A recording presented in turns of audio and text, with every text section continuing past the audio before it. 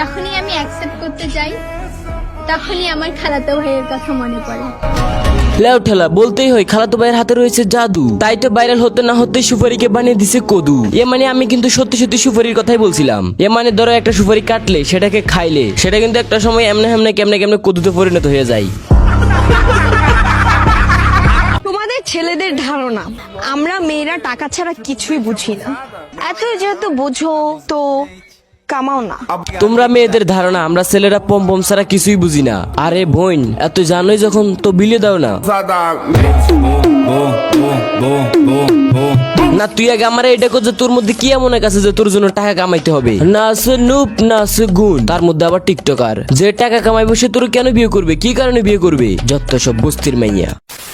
তো হ্যালো কলেজের ব্যাপারে কি অবস্থা সবার, কেমন আছো তোমরা? বরাবরের মতো নতুন আর একটা ভিডিও নিয়ে হাজির হয়ে গেলাম আমরা। বাইরে ভাই বাংলাদেশে এখন চলতেছে শুধুমাত্র কন্ট্রোভার্সি। একদিকে টিকটকে ঢুকলে ওমরান ভাইয়ের বিএস লোকাল হিরোর কামড়া কামড়ি, অন্যদিকে ইউটিউবে ঢুকলে অ্যাডভান্স গেমিং আর আইএম সজীবের কামড়া কামড়ি। এন্ড সময় টিভির ইন্টারভিউ দেখলে বোঝা যায় যে বাংলাদেশের নাম্বার 1 বস্তি ক্রিয়েটর রাকিব হোসেন বিএস মিথিলার ঝগড়া। এত এত ঝগড়া পাবলিক যাইবে কই, করবো কি? তার সাথে এখন যুক্ত হয়েছে রাফসান্দা ছোট ভাই। যাই হোক সবাইকে আস্তে আস্তে ধরা হবে এবং পিছনে গুছে দেওয়া হবে বাঁশ। তার আগে চল এখন কয়েকজন টিকটক মারানিকে ধরি যারা কিনা বলে তারা গ্রামের স্বাস্থ্য ভাইদের ক্রাশ।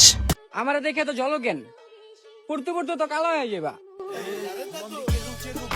এই কোন বোকাচোদা স্বর্গে বসবাস করি যেখানে মানুষ একে দেখলেই নাকি জ্বলে। 2 দিন হয় নাই একে ওকে পুক মেরে একটু কন্ট্রোভার্সি করে ভাইরাল হয়েছে, সেও এখন পোস্ট করে তাকে দেখে নাকি মানুষে জ্বলে। বোন জোতা ছিল জোতা না, আমাকে গিফট করার জন্য বলি নাই। 2 দিনের ম্যানারলেস কন্টেন্ট ক্রিয়েটর একে দেখে নাকি মানুষ জ্বলে। তুমি আমার নামে বদনাম করতেছো, করো, তোমার ওই বদনামের জন্যই আমার নাম হবে আরো।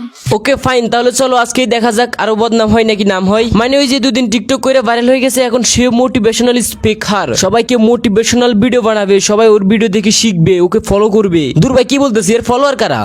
তোমাদেরও সেম চিন্তা তাই না? এই যে দেখো তার ফলোয়ার গুলা। আসসালামু আলাইকুম খালাতো ভাই, মেলায় ঘুরতে নিয়ে যাবা না? ও আচ্ছা, এজন্য তো কই কবিগুরু জনি সিং কেন এখন খালাতো ভাই হইতে চাই। শুধু খালাতো ভাই না, জাতির খালাতো ভাই হইতে চাই। হবই তোর খালাতো ভাই তোকে শুধু মেলায় ঘুরতে লিয়ে যাবে না, সাথে আর অনেক কিছু করবে। গাইস অনেক খোঁজাখুঁজি করার পর বুঝলাম যে এই সাপরি মেয়ের একটাই ট্যালেন্ট, আর সেটা হলো খালাতো ভাই। হাঁকতে গেলে খালাতো ভাই, খাইতে গেলে খালাতো ভাই, উঠতে গেলে খালাতো ভাই। আমার খালাতো ভাইয়ের কথা মনে, এই 2 চোখ শুধু খালাতো ভাইরেই দেখতে। আসসালামু আলাইকুম খালাতো ভাই। দেখবেন তোকে এখন একটা প্রশ্ন করি, হাঁকতে গেলেও কি তোর খালাতো ভাইয়ের কথা মনে পড়ে? না গাইস তোমরা বিশ্বাস করবে না, তোমরা জীবনও বিশ্বাস করবে না, আমি এই মেয়ের অনেক বড় একজন ফ্যান, আমি এই মেয়ের অনেক বড় একজন ভক্ত। কেননা ওর প্রতিটা ভিডিওর কমেন্ট বক্সে কত কষ্ট করে কত পরিশ্রম করে 2-3টা গালি সেন্ড করি। গাইস ছোট্ট একটা বিজ্ঞাপনের পরে বাকি টিকটকারদের ধরতেছি, ততক্ষণ তোমরা লাইক কমেন্ট করে দিও। হ্যালো বন্ধুরা, আজ আমি ওয়ানএজেট নামে একটা অ্যাপ সম্পর্কে কথা বলতে চাই, যা সবচেয়ে বিশ্বস্ত বুকমেকার, পিএসজি এবং সিরিয়া অ্যাপটির স্পন্সর। বর্তমানে আইপিএল চলছে, অ্যাপটিতে আপনি আপনার প্রিয় দলকে সমর্থন করতে পারেন। এই অ্যাপটিতে আপনি সমস্ত ম্যাচের ফলাফল দেখতে পারেন এবং সেই ম্যাচটি লাইভ দেখতে পারবেন। আপনি স্কোরে ভবিষ্যৎবাণী করে বাজি ধরতে পারেন, যেমন কোন দল জিতবে, কে কত রান করবে এবং কে সর্বোচ্চ স্কোর পাবে। এবং বিএমডব্লিউ গাড়ি, আইফোন, ল্যাপটপ এবং আরো অনেক কিছুর মতো নগদ পুরস্কার জেতার সুযোগ রয়েছে। এছাড়াও বিভিন্ন ধরনের গেম রয়েছে, আপনি যা খুশি তা বেছে নিতে পারেন।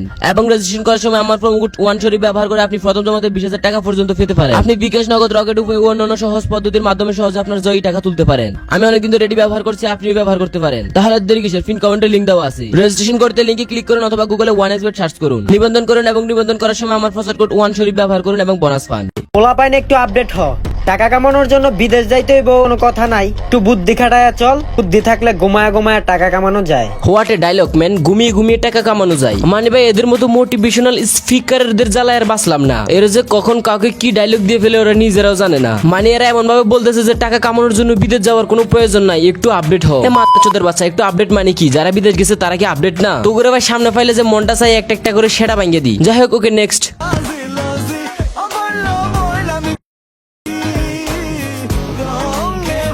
ভাই রে ভাই, এই ভিডিওর কমেন্ট বক্সে দেখতেছি তোমরা সব অনেক অনেক ব্যাড কমেন্ট করতেছো, অনেক অনেক নেগেটিভ কমেন্ট করতেছো। কেন ভাই, এখানে তো নেগেটিভ কমেন্ট করার কি আছে? আফাগুলোর নাচ তো সত্যি অনেক জুস ছিল। আচ্ছা আচ্ছা আচ্ছা, ওখানে কয়েকজন ছেলেও ছিল, আমার মনে হয় না ওরা ছেলে, হয়তো বা ছেলেদের মধ্যে ড্রেস পরছে, বাট ভিতরে সবগুলাই মেয়ে। আবারও মাঠে নামতে হবে, শুনলাম ইদানিং মানুষ ভালো খেলে। আসেন ভাই তাহলে আপনিও নামেন, আপনারও একটু খেলে দিই। তাহলে আপনি আর বলতে পারবেন না যে শুনলাম মানুষ ইদানিং একটু ভালো খেলে, তখন বলতে হবে যে দেখলাম ইদানিং মানুষ অনেক ভালো খেলে। আর ভাই এইটা কি ছিল? হাত দিয়ে গুলি? না ভাই, আমি আপনার সাথে খেলার কোনো ইচ্ছা নাই ভাই, আপনি আমাকে মাফ করে দেন। মানে বেশি পাগল ছাগল আপনার ফাউল লাগার থেকে যে কিভাবে ফালাইছে।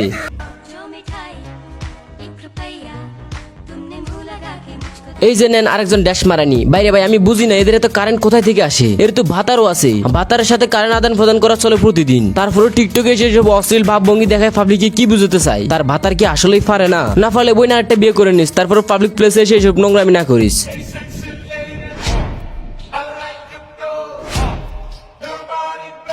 তেমন কিছু না, সাফরি টিকটকারদের যখন ভিউজ কমে যায়, বাইরে ভাই মেয়ে হলে অনেক লাভ, যখন ভিউজ কমে যাবে তখন শরীর দেখানো শুরু হবে, যখন টিকটক অ্যাকাউন্টে একটু ডাউন থাকবে তখন জামা কাপড় ছোট হবে, এন্ড যখনই মানুষের চিম্পাতি লাগবে তখন ধর্ম ব্যবসা করবে, ফরজগার হয়ে যাবে, বোরকা পরে চলাফেরা করবে, আর যেই মানুষের অ্যাটেনশন পাবে তখন থেকে আবার জামা কাপড় ছোট হয়ে যাবে। বাট আমাদের যখন চ্যানেল ডাউন হয়ে যায় তখন আমরা অনেক পরিশ্রম করি, অনেক ভিডিও করি, রেগুলার করি, পাবলিককে আগের থেকে আরো অনেক বেশি বিনোদন দিই, মানে এক কথায় আমাদের চ্যানেল বা পেজ ডাউন হয়ে গেলে আমাদেরকে করতে হয় হার্ড ওয়ার্ক, অনেক পরিশ্রম, কিন্তু এদের টিকটক অ্যাকাউন্টে রিচ চলে গেলে এদের জামা কাপড় ছোট হতে শুরু করে। যাই হোক গাইস, এই ছিল আজকের ভিডিও, জানি না তোমাদের কাছে কেমন লাগছে, তবে খুব শীঘ্রই গেমিং ইউটিউবারদের নিয়ে একটা ধামাকা চলে আসবে। সো মেক শিওর সবাই লাইক, সাবস্ক্রাইব এন্ড সুন্দর করে একটা কমেন্ট করে যাও, আর যারা অলরেডি সাবস্ক্রাইব করে রেখেছো তাদেরকে মন থেকে ধন্যবাদ। টেক লাভ।